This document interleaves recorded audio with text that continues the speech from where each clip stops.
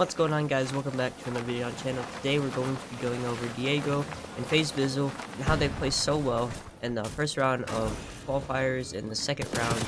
And basically we're going to be going over some very important aspects of their gameplay that all of you guys may not be using right now, that are keeping you from qualing and playing well in this tournament. So without further ado, let's get into the video. So first of all, we just saw Diego was contested by an opponent. Obviously he eliminated him, and this may have happened extremely fast and you may not have really paid attention to anything, but obviously we can take away that Diego had the superior knowledge, and this is going to be our first major point, is that knowing your drop spot, your loot path, all that stuff better than your opponent can really separate you and make you win an engagement that you're forced to take. Like he was forced to take this fight. Enemy obviously ran directly towards him. I don't know if the enemy didn't know where the chest was, but Diego had the better drop. So knowing your spot better than the opponent is going to give you an upper hand if you're very close mechanically and aim-wise, which obviously in this FNCS scenario, everyone is going to be a very good player. So knowing your drop spot more than the other opponent the other player is really going to separate you and just add that other layer of skill above you and them. Alright guys, so we're here in the mid game, and I wanted to be going over something very important that I feel like not a lot of you guys may be thinking of. I know I kind of briefly skipped over their drop spot and their whole loot path and everything, but obviously Diego doesn't have a launch pad, but Bizzle, his teammate, actually does. This is very important because before they left their drop spot, they made sure to get some sort of rotation, and if they hadn't gotten the launch pad, Diego actually has an IO car underneath him. You guys can't see that, but they have some form of rotation after they leave their drop spot, and it's going to be very important that you have that. And if you don't, obviously you can get an elimination later in the game that will give you that, but it's going to be a lot more difficult, especially when it gets to the late game, to be able to rotate and save a lot of your mats. And speaking of materials, you guys can probably tell, but they position themselves in a wonderful spot in zone.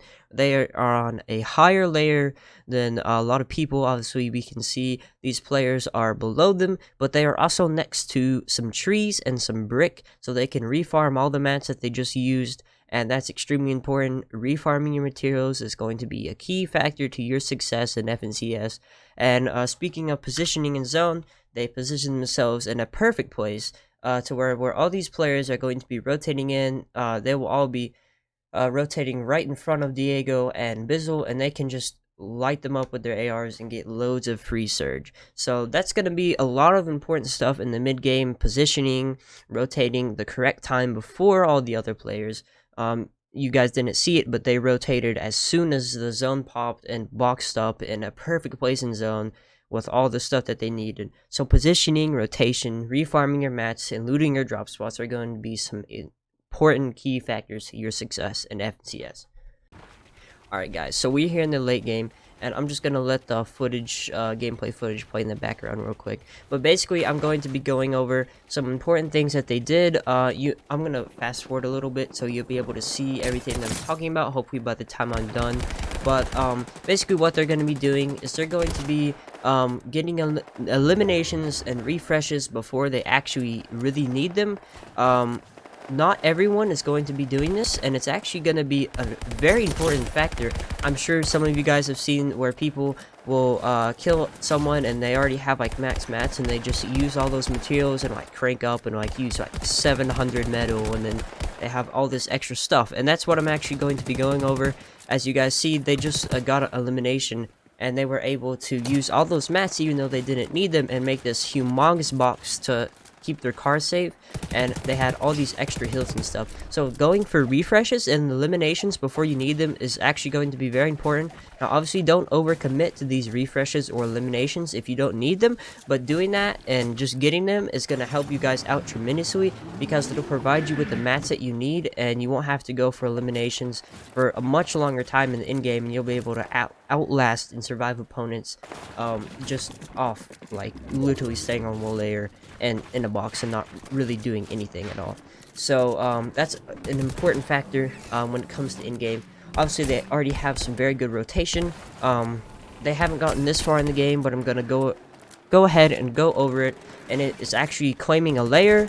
And obviously Diego and Bizzle, I've watched them for a few days now, and I've noticed that they like to play low ground, but high ground is obviously a win condition. So what they'll typically want to do is they always claim a mid-ground layer, and they'll be looking up for height if they have the necessary materials and weapons or loadout like SMG, AO, and shotgun, heals, all that stuff. If they have all of it, and then they'll try to go for it. But if the opportunity isn't right, if it's not worth it, if the team is too difficult to chop out or too difficult to eliminate, then they'll just immediately drop to a low ground layer, which is very important. Claiming a low ground layer or a high ground layer, it's going to really help you succeed, because high ground and low ground are the two best places you can be in the in-game. And claiming a low ground is especially going to be useful if you rotate ahead, which brings me on to my next point.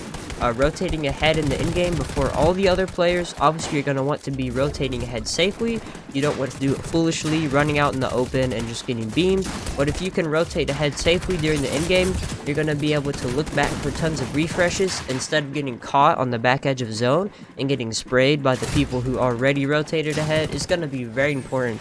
So you definitely need to be claiming a layer in-game and rotating ahead before everyone, so you can look back and get necessary refreshes and eliminations. So that's probably going to be the main parts I wanted to cover today's video. I wanted to make it very fast and informative because I know your guys' time is very valuable, especially I don't want to waste any of it, because I want to make very informative videos quickly and just rapid fire the kind of tips and some of the stuff I've learned off quickly. I know some of these may have been obvious, some of you probably already knew them, but for the people who are new to comp, this may have helped you guys out. So best of luck to everyone competing in FNCS. I know you guys can do this, you just have to set your mind to it. So with that said, I hope you guys have an awesome rest of your day. Stay safe. Take care. Now I'm serving a Tesla. Going back, shawty with me, I stepped up. GTA, ops, ain't no less up. Shawty born to be my angel, yeah, I'm blessed up. Cooking right up in the stew, got a cheddar.